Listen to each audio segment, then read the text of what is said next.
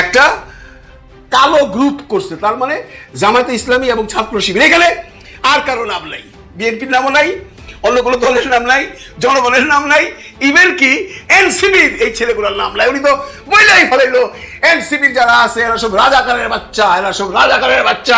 আরে এক পাগলা, এই রাজাকার পয়লা শেখ হাসিনা কোথায় গেছে তুমি দেখো নাই? তোমার এত বড় কলজা করতে কয়, বহুদিন ধরে কইতেছো, এইবার তুমি ফাইসা গেছো ফজু পাগলা, তুমি ফাইসা গেছো। বিএনপি নেতা ফজলুর রহমানের নতুন বক্তব্যে আরো তোলপাড় সৃষ্টি হয়েছে। পরিস্থিতি শান্ত হওয়া তো দূরের কথা, পরিস্থিতি আরো উত্তপ্ত হয়ে উঠছে। ফজলুর রহমানের বিরুদ্ধে কিছু একটা করতে হবে। বিশেষ করে পিনাকি ভট্টাচার্য, সাংবাদিক ইলিয়াস, এই দুইজনকে ইঙ্গিত করে ফজু পাগলা বক্তব্য দিয়েছেন। অতএব তাদের কিছু জরুরত রয়েছে, কিছু করণীয় রয়েছে। ফজু পাগলা ফাইসা গেছে ভাই, আপনি যেভাবে বুঝান। এখন বিএনপিও পড়ে গেছে একটা বিপদে। ফজু পাগলাকে যদি বিএনপিতে রাখে তাহলে বিএনপির ভাবমূর্তি ধূলিসাৎ হয়ে যাবে। কারণ ফজু পাগলার বিরুদ্ধে বাংলাদেশের সমগ্র মানুষ খেইপা উঠছে। আপনি এবার চিন্তা করছেন এই ভদ্রলোক কতদিন যাবৎ কত রকম অসভ্য আচরণ করে যেতেছে, কত রকম অসভ্য সংলাপ দিয়ে যাইতেছে। বলতেছে যারা এই পোলাপান যারা মাদ্রাসায় পড়ে এরা ভিক্ষা করে, তারপরে বলতেছে এই সমস্ত মৌলবীর পিছনে আপনারা তো নামাজ পড়েন না, আপনার নামাজ হইব না। আর রাজাকারের বাচ্চা বলতে বলতে বলতে বলতে তো মুখটা তুলে ফেলাইছে। আমরা এমন এক লক্ষ্য দেখছি, তারা এই মিডিয়ার থেকে যখন জিজ্ঞাসা করেছে আপনারা তো বিএনপির সময় বালু। আসসালামু আলাইকুম দর্শক, নতুন একটি খবরে আপনাদের সবাইকে স্বাগতম। আশা করছি আপনারা ভিডিওর শুরুটা দেখেই বুঝতে পেরেছেন আজকের নিউজটা ঠিক কতটা গুরুত্বপূর্ণ হতে চলেছে এবং ঠিক কোন দিকটাকে ইঙ্গিত করছে। তাই বলবো দর্শক, যারা ভিডিওটি দেখতে শুরু করেছেন তারা অবশ্যই নিউজটি না টেনে সম্পূর্ণ মনোযোগ সহকারে দেখবেন, তাহলে এই বিষয় সম্পর্কে আসল তথ্যগুলো জানতে বা বুঝতে পারবেন। তো প্রিয় দর্শক, আমি আর কথা বাড়াবো না। ভিডিওর শুরুতে আপনাদের যেই ভিডিওগুলোর অংশবিশেষ দেখিয়ে শুরু করেছিলাম সেই ভিডিওগুলোর বিস্তারিত আলোচনা দেখব। তবে তার আগে অনুরোধ, যারা এখনো চ্যানেলটি সাবস্ক্রাইব করেননি সকলে চ্যানেলটি সাবস্ক্রাইব করে পাশে থাকা বেল আইকন বাজিয়ে দিন। আর যারা ইতিমধ্যে সাবস্ক্রাইব করে রেখেছেন তাদেরকে অসংখ্য ধন্যবাদ। প্রিয় দর্শক, চলুন একটি লাইক দিয়ে আমরা ধারাবাহিকভাবে সবগুলো ভিডিওর বিস্তারিত আলোচনা দেখে আসি। তাকে সহায়তা পাইলো ওই ছেলের, সে রাজাকারের বাচ্চা বলছে। ওই ছেলের বয়স খুব বেশি হলে 30 বছর, ও তো তখন রাজাকার ছিল না, বা ওর বাপ যে রাজাকার ছিল। তুমি কি করে জানো মিস্টার ফজু? তুমি তো মামির শিখের মানে কিশোরগঞ্জের ইজ্জত পারতেছো। এখন নিজের ইজ্জতটা কোথায় যাবে? কিভাবে মানুষ শুইছে উঠছে দেখছেন আপনি? ফজু বাবা সাহেব ঢাকা ইউনিভার্সিটি উত্তর, তারপর কিশোরগঞ্জ উত্তর, আপনার বিরুদ্ধে কুসংস্কার পুরানো হচ্ছে। বিএনপি অলরেডি বলে দিছে 48 ঘন্টার মধ্যে আপনাকে জবাব দিতে হবে। কি জবাব দিবেন আপনি? এখানে দুইটা জিনিস হতে পারে বন্ধুরা। অনেকেই বলতেছেন এই যে ফজু পাগলা এই সমস্ত কথা বইলা বেলায় সেইগুলা বিএনপির উপর মহল থেকে আশ্রয় প্রশ্রয় পায় বলে। আরেকটা দল বলতেছে না, উপর মহল থেকে কিছু তাকে বলা হয় না, ওরে পাগলা হিসেবেই ধরা হয়। উল্টা বিশ্বাস করবো জানি না। তবে এতদিন পরে বিএনপি একটা জায়গায় আসছে, ফজু পাগলাকে কারণ দর্শানোর নোটিশ দিছে। এই কারণ দর্শানোর নোটিশ দিয়ে কি ক্ষান্ত হবে? এই আন্দোলন ক্ষান্ত হবে? তাকে বহিষ্কার করলে কি ক্ষান্ত হবে? আপনারা হয়তো শুনছেন যে জুলাই আন্দোলনে নিহত পরিবারের, শহীদ পরিবারের যারা, তারা অলরেডি মামলা করবে। বিএনপি থেকে ফজলু বাবাকে বাইর করে দিল, বিএনপি থেকে বরখাস্ত করলো। That is something different. কিন্তু বাংলাদেশের মানুষ যারা এই জুলাই আন্দোলনকে বিশ্বাস করে তারা তো ক্ষমা করবে না। আওয়ামী লীগ যে ভাষায় কথা বলতো সেম কথা উনি বলতেছেন। মেডিকেল পদ্ধতিতে একটা কালো বাহিনী আমাদের দেশটাকে এই জায়গায় নিয়ে গেছে। তার মানে আমরা সব রাজাকার, যত মানুষ রাস্তায় ছিলেন বাংলাদেশের, রিক্সাওয়ালা বলেন, শ্রমিক বলেন, ছাত্র বলেন, জনতা বলেন, সব রাজাকার। একমাত্র ফজু পাগলা হইল মুক্তিযোদ্ধা। এইবার টের পাইবেন ফজু পাগলা, এইবার টের পাইবেন কত ধানে কত চাল। আপনি তো ভাবছিলেন আমারে কেউ কিছু করতে পারবে না, আপনি তো বইলেই দেন তারেক জি আপনাদের ভয় পায়। এই তো করে টেলিফোন করে আপনার বউরে কয় চাচা কি ঘুমাইছে? কারণ আমি ঘুমাইয়া গেলে আমার একটু ডাকতে পারবেন না, এটা জানলে তারেক রহমান জানলে আমার একটু ভয় পায়। ভয় এবার দিয়ে বলে তারেক রহমান সাহেবকে বলবো এরকম বৃদ্ধ পাগল আবাল সাবাল নেতা রাখছে মেলা বাই করে দেন দল থেকে, কিচ্ছু হবে না। শুধু দল থেকে বাই করলে তো আপনি আপনার জায়গায় ঠিক থাকবেন, বাকি যার বিচার যা করবার জনগণ করবে। 97টা সংগঠন তার বিরুদ্ধে লাগছে। চিন্তা করা যায় বাংলাদেশে 97টা সংগঠন কোনো ব্যাপারে বিবৃতি দিছে এমন ঘটনা আমার জানা নাই। যদি কারো জানা থাকে জানাবেন। 97টা সংগঠন তার বিরুদ্ধে বিভিন্ন রকম বিবৃতি দিয়েছেন। কেন দিবে না ভাই? মানুষের না নবিশ্বাস হয়ে গেছে এর কথা শুনতে শুনতে, এই পাগলের কথা শুনতে শুনতে আমরা বহুদিন দেখতে লেগেছি বিএনপির দিকে বলতেছি আমরা যে ভাই আপনারা এর মুখ বন্ধ করেন, এবং এর মধ্যে আরো 2-4টা আছে, এগুলোর মুখ বন্ধ করেন। বিএনপি বাংলাদেশের সবচেয়ে বড় দল। বিএনপির দলের একজন চেয়ারপারসনের উপদেষ্টা সে যখন এই সমস্ত কথা বলে, এই সমস্ত দায়ভার কিন্তু বিএনপির আসে। আমি জানি ওকে বরখাস্ত করা হবে, ওকে লাথি মেরে বাই করে দেওয়া হবে, কিন্তু তাতেই কি বাংলার জনগণ শান্ত হবে? হবে না। ফজু পাগলা, তুমি ভাই গেছো ভাই, তোমার বাড়ি কিশোরগঞ্জ, আমার বাড়িও কিশোরগঞ্জ। আমার খুব মায়া লাগে, আমার খুব মায়া লাগে রে ভাই। এত বড় ছাত্র নেতা ছিলা, আওয়ামী লীগের ছাত্রলীগের সেক্রেটারি ছিলা, ছাত্রলীগের প্রেসিডেন্ট ছিলা, সেখান থেকে নিজের সম্মানটা নিজে নষ্ট করলা। এর পিছনে অন্য কোনো কারণ আছে কিনা সেটাও খতিয়ে দেখতে হবে, তাকে অ্যারেস্ট করতে হবে, তাকে অ্যারেস্ট করে তাকে রিমান্ডে নিয়ে জিজ্ঞাসাবাদ করতে হবে। এই সমস্ত কথাবার্তা উনি কোত্থেকে প্ররোচনা পাচ্ছেন, কে তাকে প্ররোচনা দিচ্ছে বা কার হুকুমে উনি বলছেন, এটাকে এইভাবে ছাইলা দেওয়া যায় না বন্ধুরা, এটাকে এইভাবে ছাইলা দেওয়া যায় না। তারপরে দেখেন আরেকটা মজার ঘটনা, আবার ওই পঞ্চপাণ্ডবের কথা আসে, নাম না বললেই নয়। মুস্তফা বিনুর সাহেব একটা কন্টেন্ট বানাইছেন, উনি বানাইয়া বলতেছেন ফজলুর রহমান সাহেব অনেক জ্ঞানী একজন লোক, অনেক বিজ্ঞ একজন লোক, রাজনীতিতে তার অনেক প্রভাব আছে, রাজনীতিতে সে ছাত্রলীগ করছে, বিএনপি চেয়ারপারসনের উপদেষ্টা, তাকে যে কেউ কেউ পাগলা বলে, এটা দুঃখজনক। আরে ফিরোজ সাহেব বাংলাদেশে বঙ্গবন্ধুরে বঙ্গ বল্টু বলছেন, বুঝে গেছেন? আর উনি কোন বালস্যবাল হরিদাস পাল, পাগলা বলা যাবে না। আপনি সেই কন্টেন্টে আপনি যে সাপোর্ট গুলা করছেন ঠিক করেন নাই। আপনি বলতেছেন বিএনপি যেন এমন কিছু না করে যে তার রাজনৈতিক ক্যারিয়ার ধ্বংস হয়ে যায়। আপনার কথা বিএনপি চলবে, মিয়া চামচামি করেন, মিয়া সবসময় খালি বিএনপি যদি ওরা যে রাত্রি বেড়ে বাইল্লা করে, তবে বিএনপি তো ধ্বংস হয়ে যাবে। আপনি জানেন অবস্থা। আর ভিডিও বানাইতেছেন, ওরা রাজনৈতিক ক্যারিয়ার খেয়াল রেখা যেন বিএনপি এমন কিছু না করে যাতে তার রাজনৈতিক ক্যারিয়ার নষ্ট হয়ে যায়। আপনি বলতেছেন বিএনপি যেন এমন কোনো ডিসিশন না নেয় যাতে ওনার কণ্ঠ রোধ না করে। বইয়ে বইয়ে কথা কস খুব সোজা না, বিএনপি যদি ওনার কণ্ঠ রোধ না করে তাহলে বিএনপি তো প্রকাশ হয়ে যাবে। আপনি বুঝেন এটা? বিএনপির চামচিমি করেন মিয়া, করেন ফজলুর রহমানের চামচিমি করেন, কোন কোন হিসাবে? আপনি বলে বুঝাইবেন কোন হিসাবে ফাইজদামি করেন মিয়া? বলেন ওনাকে ফজু পাগলা বলা যাবে না, বলেন বিএনপি যেন ওনাকে এমন কোনো সাজা না দেয় গেলে ওনার কণ্ঠ রোধ হয়ে যায়। উনি বজ্র ঘন্টার কথা বলেন, উনি দেশের কথা বলেন, তাই না? আমার ঘন্টা বলেন, ফাইজদামি করেন মিয়া। কন্টেন্ট বানালে কন্টেন্ট বানাল, কোনটা কইতে এলেই বুঝেন না। ফাজিল কথা, আপনার মতো ফাজিল।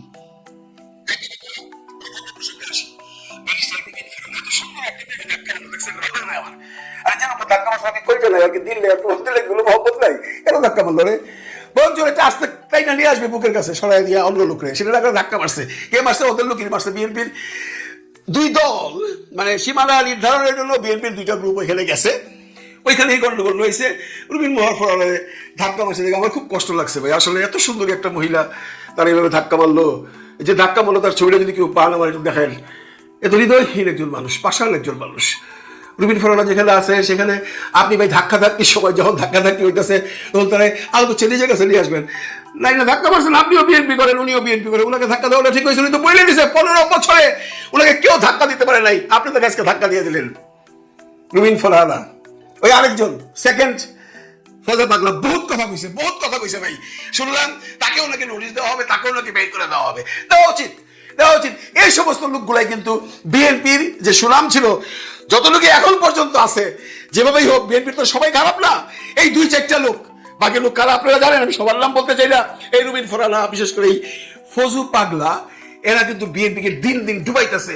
তারেক রহমান সাহেবের এখন বোঝা উচিত এখনই সময়, লাথি দেবার এখনই সময়। কারণ ইলেকশন আসলে এরা যদি আপনাদের দলের ইলেকশন করে কিচ্ছু করতে পারবে না। কিশোরগঞ্জে তো ফজলু পাস করতে পারবে না, এই রুবিন ফরানা ব্রাহ্মণবাড়িয়াতে ঢুকতে পারবে না। যে অবস্থা দেখতেছি এখনই যদি সীমানা নির্ধারণ দিয়ে নির্বাচন কমিশনে মারামারি হয়, তাহলে বন্ধুরা ইলেকশনের মধ্যে আপনি ঠিক বুঝাবে না। মানে অবস্থা দেখছেন, আমি একটা ভিডিওতে কইছিলাম তফসিলটা ঘোষণা হোক, এরপরে দেখবেন মারামারি কানাকানি কানে কয় দেখতে পাইবেন, তখন মাত্র তো শুরু। মানে যেটা সবচেয়ে সর্বোচ্চ প্রতিষ্ঠান নির্বাচন কমিশন, সেখানে সামান্য একটা সীমানা নির্ধারণ নিয়ে ধাক্কাধাক্কি মারামারি হয়ে গেল। ভিডিও আপনারা দেখছেন, সবাই দেখাইতে চাই না। এমনি ইলেকশন কমিশন ইলেকশন করবে, পুলিশের ভূমিকা কি থাকবে? পুলিশের ভূমিকা তো আজকে আমরা দেখলাম, পুলিশ সরাসরি কোন দলের পক্ষে কাজ করছে এটা আপনারা দেখছেন। ওনারা ধরে নিচ্ছে যে দলের পক্ষে পুলিশ কাজ করছে সেই দল তো সরকার গঠন করবে, তাহলে আমার খামাখা ঝামেলা যাওয়ার দরকার নেই। এই মনোবৃত্তি তো পুলিশের থাকবে ইলেকশনের সময়।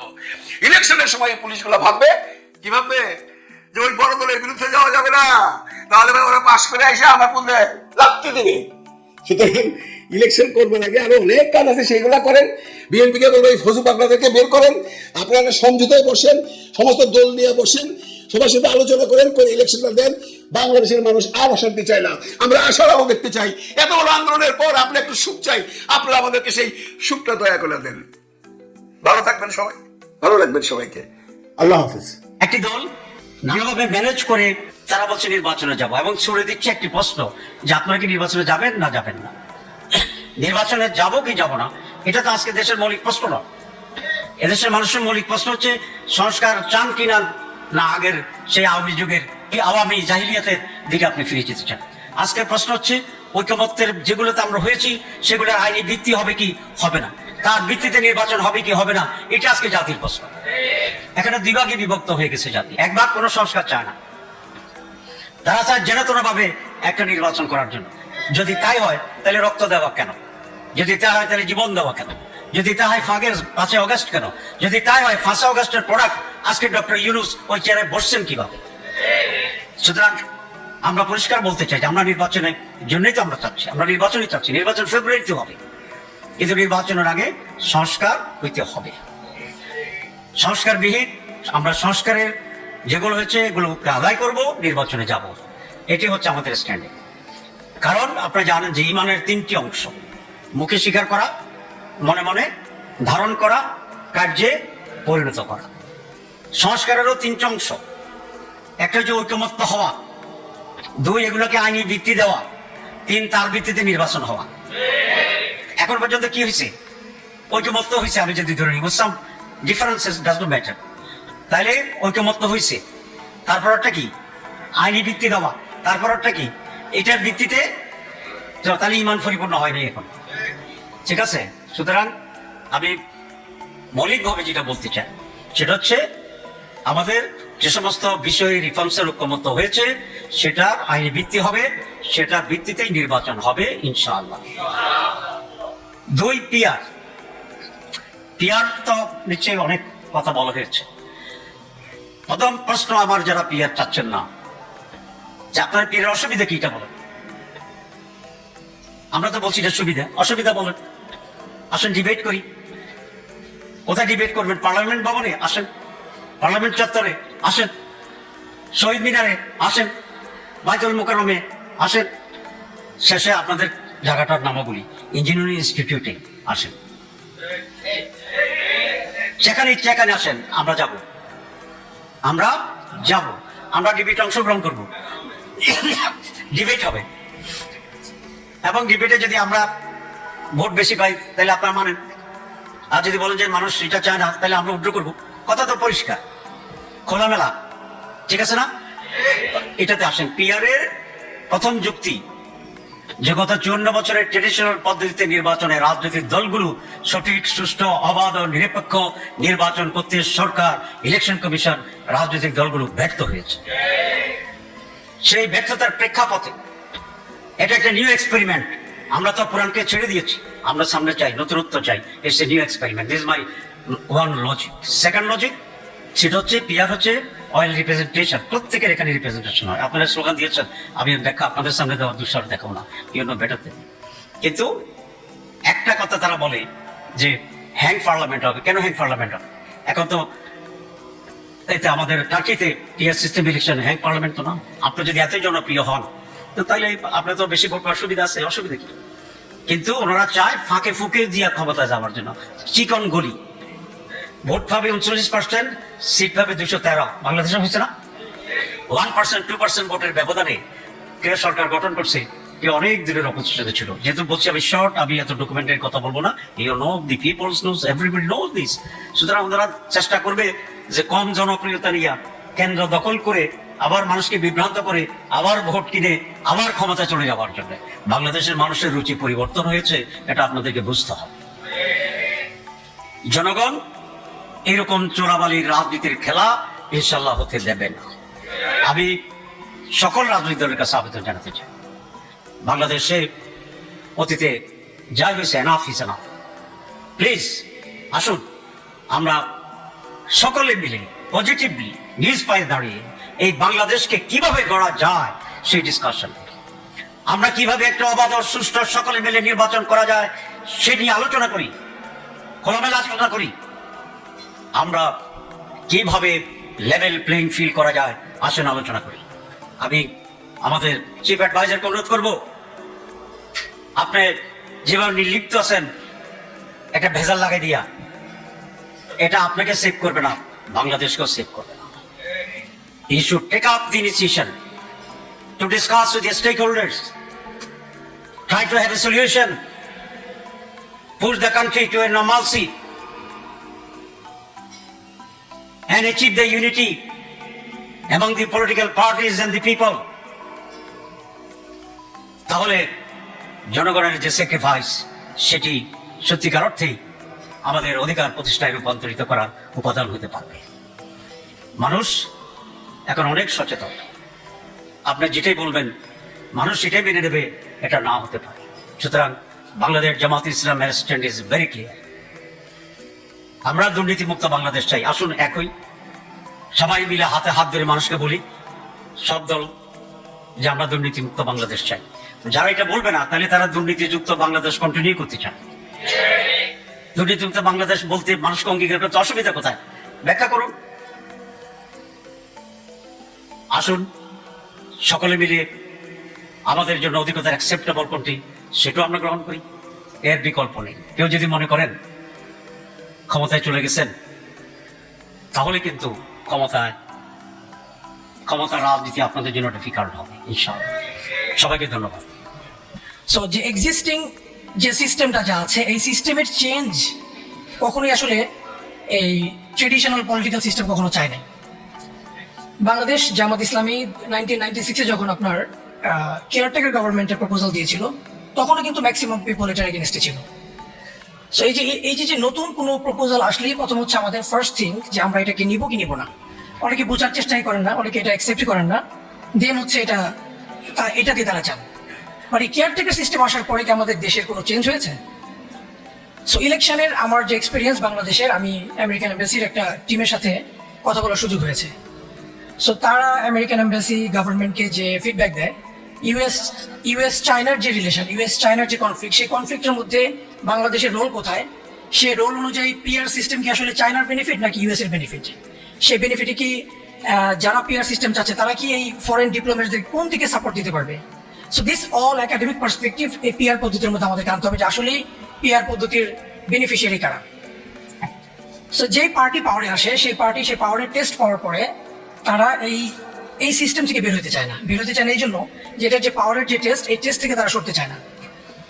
তো এক্ষেত্রে প্রবলেম হচ্ছে জামাত ইসলামী যেটা বারবার হয়, তারা একবার করে ধরা খায়, ধরা খাওয়ার পর আবার তারা আন্দোলন করে নতুন একটা সিস্টেম ট্রাই করে যে দেখে যে আবার আমাদের সার্ভাইভাল করার কোনো সুযোগ হচ্ছে কিনা। 1996-এ আমাদের আন্দোলন হলো, 2001-এ আমরা আসলাম, 2008 থেকে 2025 পর্যন্ত সবচেয়ে টর্চার যে পার্টি জামাত ইসলামী সবচেয়ে টর্চার হলো আমাদের। আমি বুয়েটের একজন ইঞ্জিনিয়ার ছিলাম, আমার নিজের বাড়ি থেকে, আমার বোনের বিয়ে থেকে আমাকে ধরে নিয়ে গেল। তো this is the political climate. এই ক্লাইমেটের সিস্টেম ওভারহোল না করা গেলে আপনি যত ইলেকশন সিস্টেম চেঞ্জ করেন না কেন, ইটস নট গোনা ওয়ার্ক। আপনি thousands of different system, electoral system নিয়ে আসতে পারেন, কিন্তু এই সিস্টেম আসলে কতটুকু ইফেক্টিভলি আপনার কাজ করবে সেটা it's not gonna work. Number 2 যে পয়েন্ট আমি বলতে চাই, বাংলাদেশের ইলেকশন একটা ইকোনমি আছে, ইলেকশন ইকোনমি। এই ইলেকশন ইকোনমির সাথে এই পিআর প্রপোজাল যারা দিচ্ছেন তারা কি পরিচিত কিনা? এই ইলেকশন ইকোনমি দর্শক, আশা করি সবগুলো ভিডিওই আপনি মনোযোগ সহকারে দেখেছেন। সেই সাথে দর্শক, এই ভিডিওগুলো সম্পর্কিত যদি কোনো তথ্য বা মতামত থাকে তাহলে অবশ্যই কমেন্টস করে জানিয়ে দিন।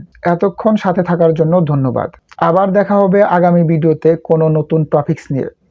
সকলের সুস্বাস্থ্য কামনা করে বিদায় নিচ্ছি। আল্লাহ হাফেজ।